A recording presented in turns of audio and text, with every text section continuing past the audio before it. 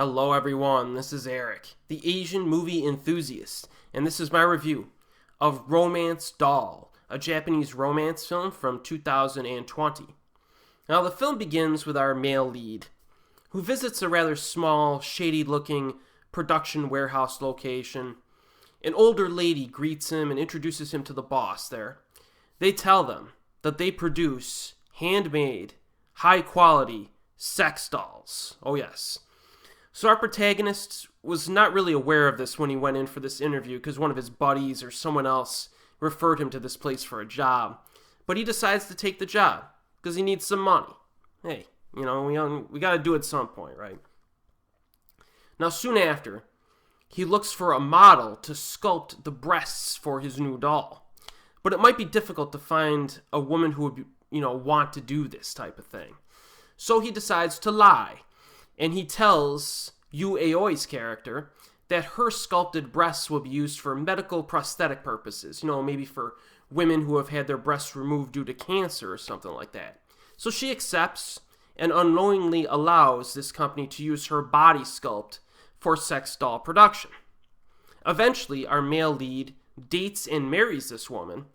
Years go by, but Yu's character still does not know that her husband works in the sex doll industry.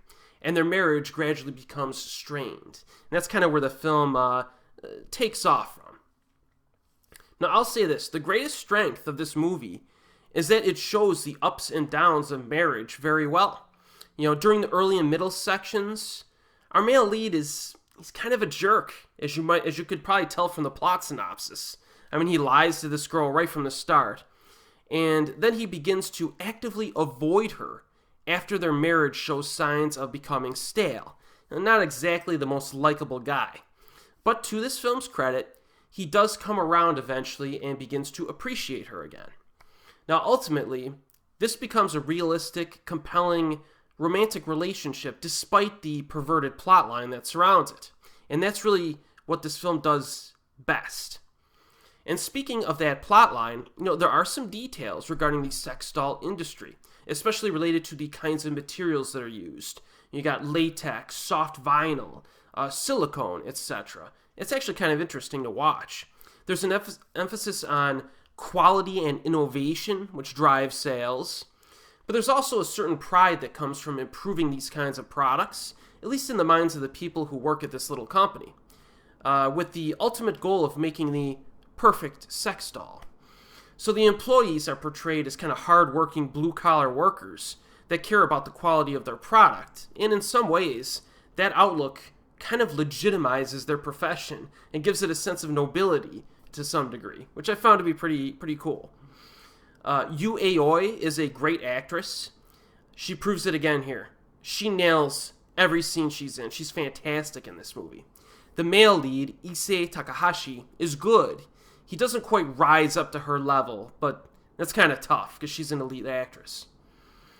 My biggest problem with Romance Doll is that it is rather slow-paced, rather long at 2 full hours, which limits its pure entertainment value. It does have some pacing issues.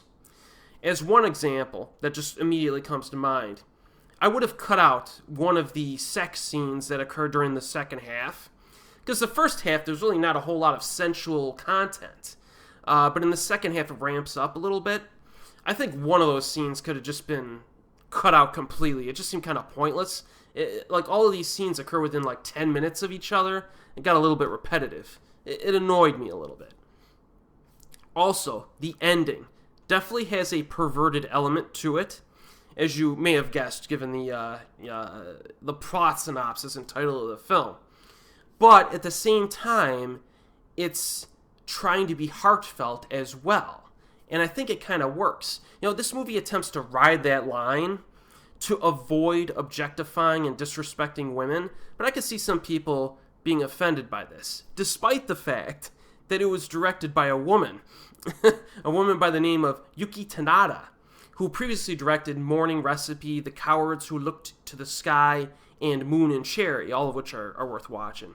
Now, if any of you end up watching this film, just let me know if you approve or disapprove of this ending, because even I thought it was a little dodgy. But it kind of worked at the same time. So overall, I think Romance Doll is a good movie. It's interesting, a little bit different from what your typical romance, that's for sure.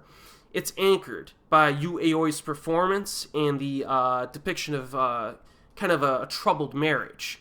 If you think you can handle the premise, maybe check it out, but this will not be for everyone. This is one of those films that's not for everyone.